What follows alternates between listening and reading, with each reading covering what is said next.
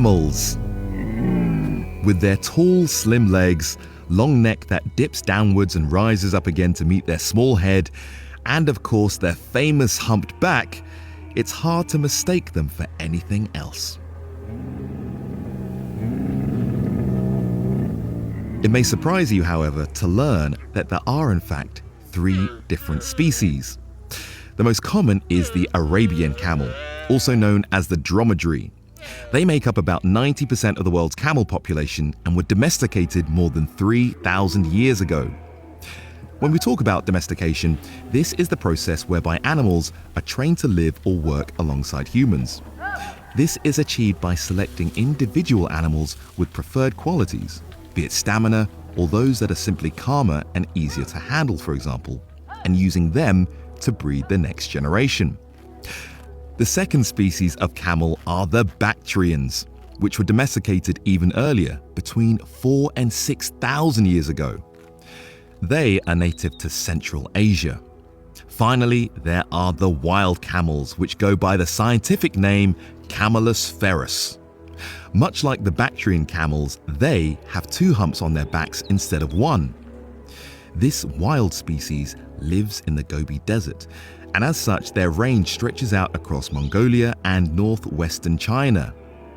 Unlike their cousins, however, they've never been domesticated. Still, what I find particularly fascinating about these camels is that some will happily survive drinking water with a higher concentration of salt than that found in seawater.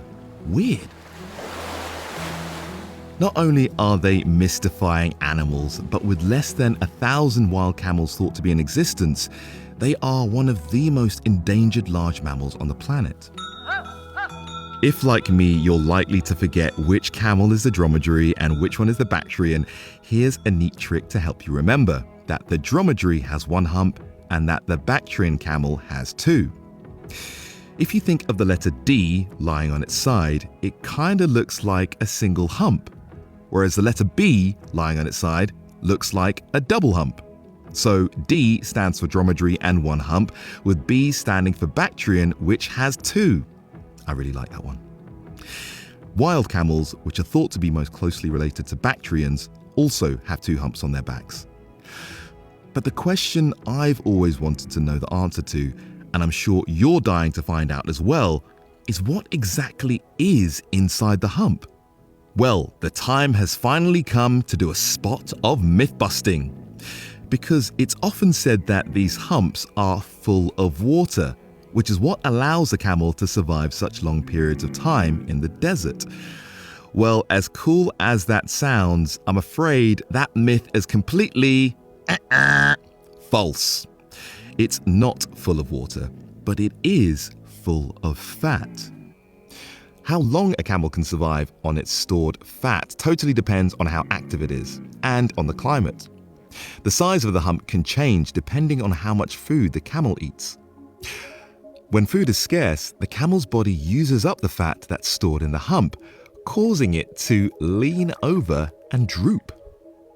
It's also been suggested that storing fat on their backs instead of in fatty layers across the entire body is a clever way to avoid overheating, with the added benefit that these humps offer some protection and shade from direct sunlight. Now, I want to pause here for a moment because I suspect, like many of us, you go about your daily lives without ever giving the camel a second thought. And yet, these are truly extraordinary creatures. I mean, not only do they look bizarre, but they can also survive in some of the most hostile and extreme environments on the planet. In the desert, temperatures can go from a roasting 49 degrees Celsius all the way down to a teeth-chattering, ice-cold -40 degrees Celsius or more. To help them with these extreme temperature changes, Bactrian camels grow a shaggy coat in the winter to protect them against the freezing cold, and then shed this coat during the hot summer.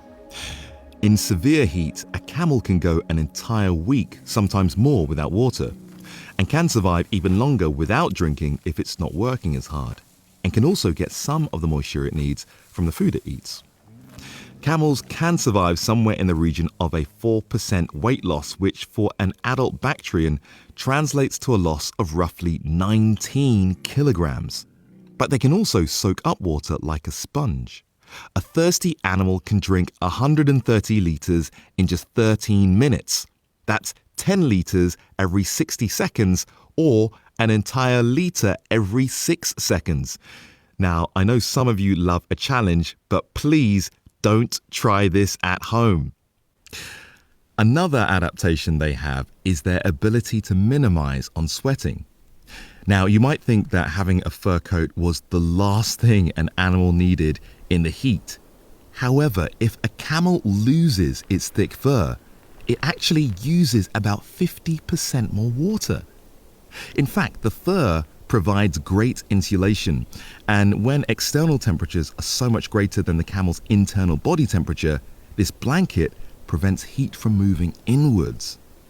It also comes in handy for those cold desert nights. With their fur coat acting more as a barrier to external heat, it's only in the hottest weather, often when their body temperature has risen to 41 degrees Celsius, that a camel needs to sweat. This is the perfect evolutionary adaptation because not only does it reduce heat gain, but it also reduces water loss by as much as 2/3. In many ways, the camel's secret lies in its ability to store a lot of heat before it needs to sweat. During the day, the body temperature of a fully hydrated camel can range from about 36 to 38 degrees Celsius. At night, however, its body temperature can fall to around 34 degrees. This gives the camel a kind of buffer so that it can store more heat the following day before it needs to sweat, which we know happens at around 41 degrees Celsius. With this strategy of gradually storing heat for the first part of a hot day, a camel may only need to sweat for a couple of hours or so at the end of the day, which again means the camel can achieve a further considerable saving in water. In fact, in a hot, dry desert, a camel, which can weigh at least 5 times as much as a human being, only uses 1/4 of a litre of water each hour.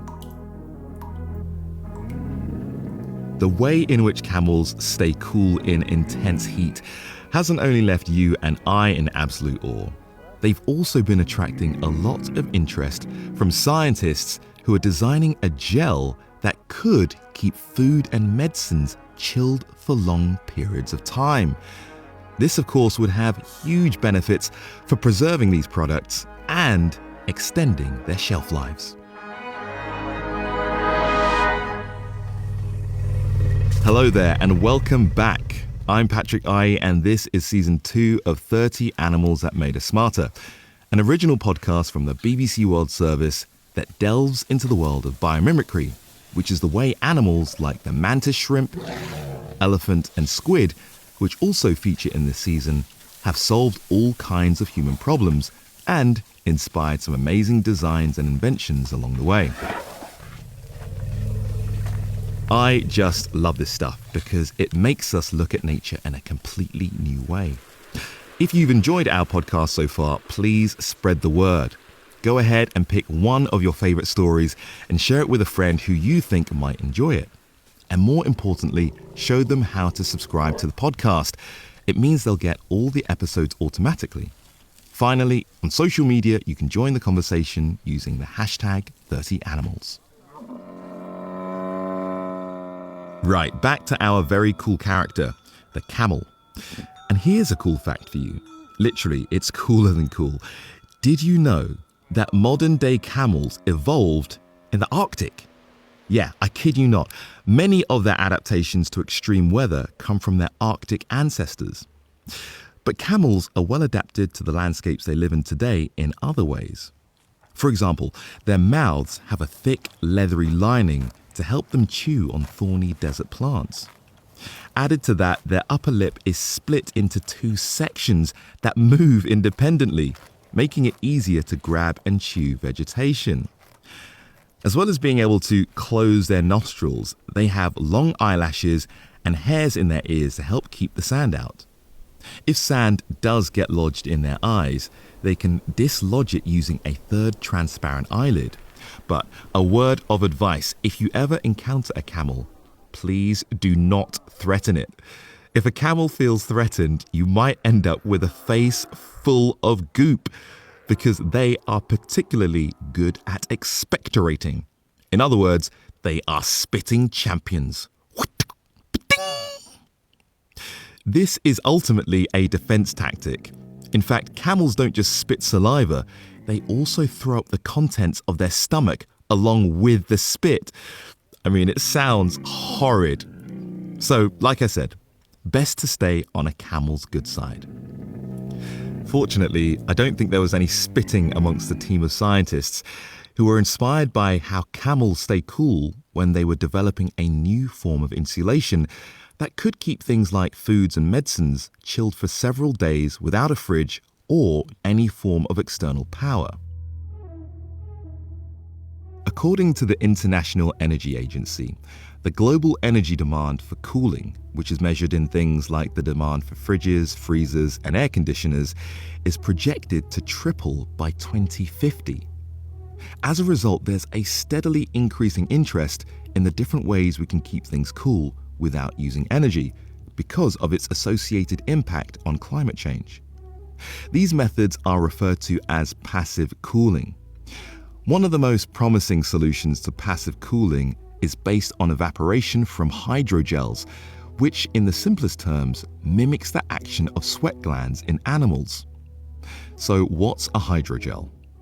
A hydrogel is a sort of gel or jelly which can retain and absorb large amounts of water. It can do this because the gel is what's known as a polymer material. These are materials that are made up of long repeating chains of molecules. Different molecules join together to form polymers with different properties. Hydrogels are polymer materials that allow them to absorb and retain a lot of water. As well as absorbing water, hydrogels can release water through the process of evaporation. Evaporation is what happens when water turns into vapor. For example, when you get hot and start to sweat, it's the evaporation of your sweat that cools your body down. This is a prime example of passive cooling. Scientists have been interested in hydrogels for quite some time now, because they offer us a really neat option for passive cooling. The water they absorb can also be released through evaporation without the need for an external power source. But the challenge has always been how to make this effect last for longer periods of time.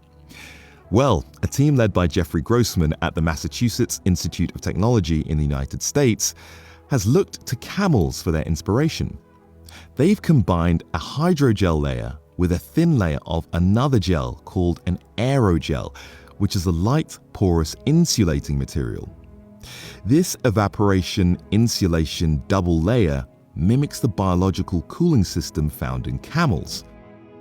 Let's take a look at this in a little more detail. We start with two layers, a hydrogel layer at the bottom and an aerogel layer above.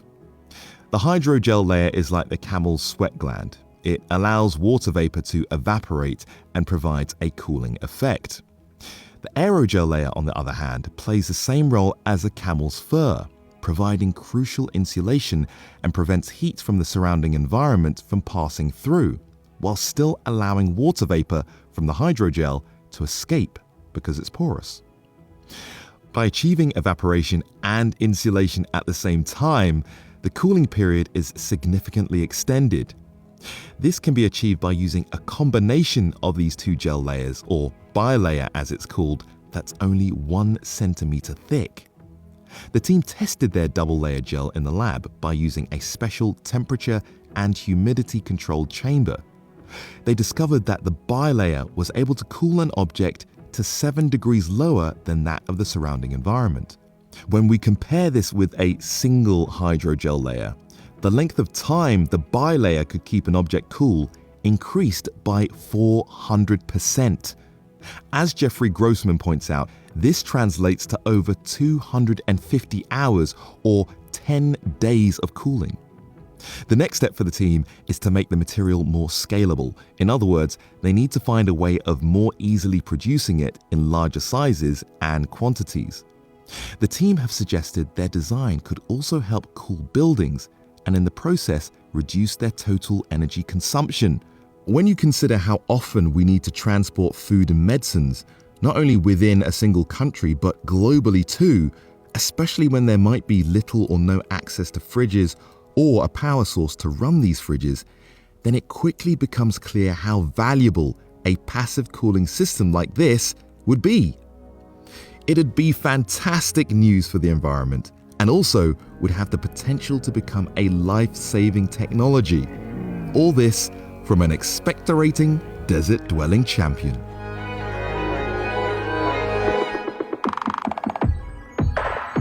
Head on over to our BBC World Service website now for more information on this episode.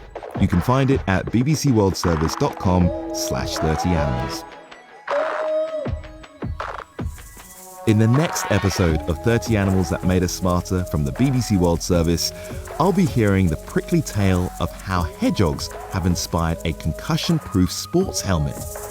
Now, don't forget to drop us a line if you know of an animal that has inspired a great design. We would love to hear from you. You can email us at 30animals@bbc.com. And don't forget to spread the word on your social media platform of choice. It's hashtag 30animals. Thanks for listening.